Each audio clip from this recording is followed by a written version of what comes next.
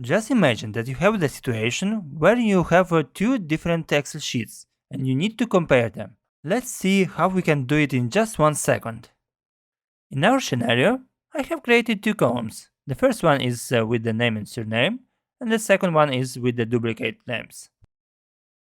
Well, we are going to start by creating a column that identifies if a name appears more than once. For this, we will use the countIf function. This function counts how many times a specific value appears within a defined range. Next step is to go to the second folio, where is the column with all our name and surnames. We select them, and of course we need to fix it by pressing F4. Put the comma, and select again the list of names and surnames on the first sheet.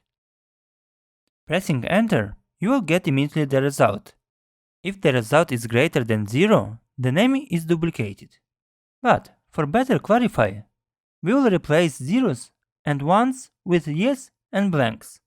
Of course, let's modify our formula and press Enter. Good, we got the first results by getting yes on the table. And now we are going to add also conditional formatting. Let's go.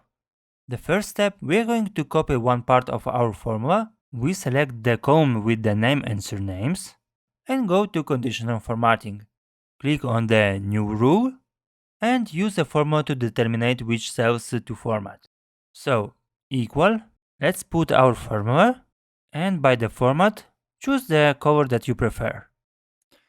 Everything is ready, let's test. Perfect guys, it works very good. Also, it is dynamic, because if you add some names in the different columns, it will immediately appear if it is duplicated or not. Guys, let's grow together. Put your like and subscribe.